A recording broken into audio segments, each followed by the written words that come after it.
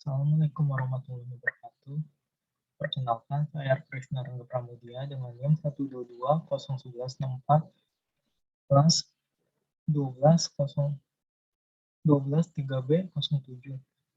Di sini saya akan membahas tentang artikel konsumsi dan produksi yang bertanggung jawab. Konsumsi dan produksi yang bertanggung jawab. Permasalahan lingkungan yang terus muncul hingga saat ini tidak terlepas dari pola produksi dan konsumsi yang tidak bertanggung jawab. Untuk itu, diperlukan komitmen perubahan pada produsen dan konsumen melalui pemanfaatan sumber daya secara efisien. Pemanfaatan sumber daya secara efisien merupakan implementasi dan sustainable consumption and production atau SCP, atau pola konsumsi dan produksi bertanggung jawab, merupakan upaya perwujudan perubahan secara terpadu dan sistematis dari pola sebelumnya yang tidak ramah lingkungan dan tidak berkelanjutan oleh semua pemangku kepentingan secara global.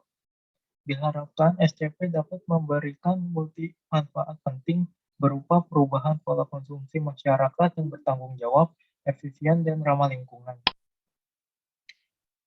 Catatan gambaran pola konsumsi dan produksi yang bertanggung jawab.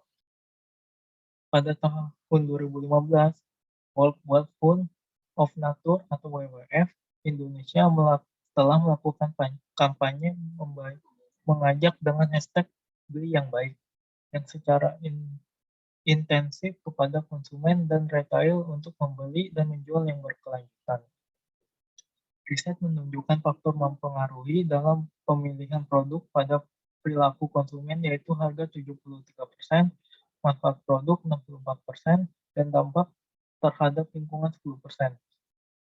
Nielsen, perusahaan yang bergerak di bidang pemasaran modern, melakukan survei pada tahun 2017 terkait persepsi retail dan konsumen terhadap konsumsi berkelanjutan. Dampak pemasaran global secara langsung 61%, dan merasa bahagia karena sudah berkontribusi untuk menjaga lingkungan 52%, sementara yang menjadi penghambatnya yaitu harga 65% dan tidak tersedia di toko 53%. Di antara total responden, keterlibatan terkait hal ini yaitu membuang sampah pada tempatnya 79%, menggunakan air seperlunya 54%, menggunakan listrik seperlunya 59%, dan mengurangi rokok 40%. Melakukan perlakukan lebih maju seperti menghindari penggunaan plastik 46%, lebih memilih produk yang bisa didaur ulang 43%, dan membeli produk yang memiliki label ramah lingkungan 18%.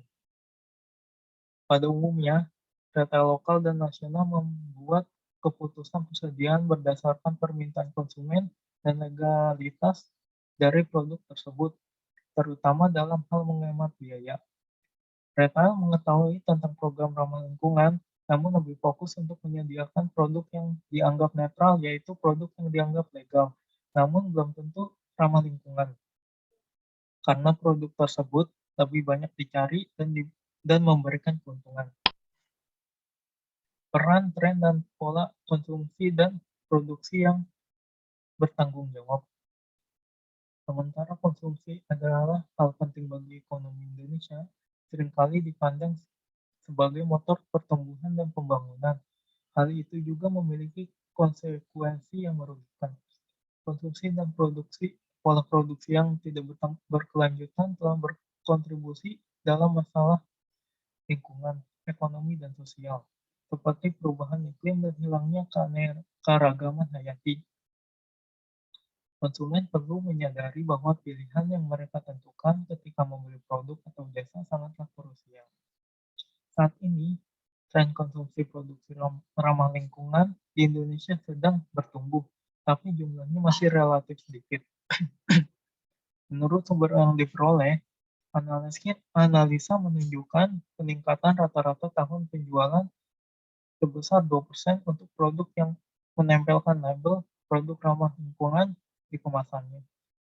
naik 5% untuk produk yang juga melakukan komunikasi pemasaran produk ramah lingkungan. Terima kasih. Sekian artikel dari saya, Artrisna. Maaf kalau ada salah kata yang mungkin harus diperbaiki lagi. Terima kasih. Selamat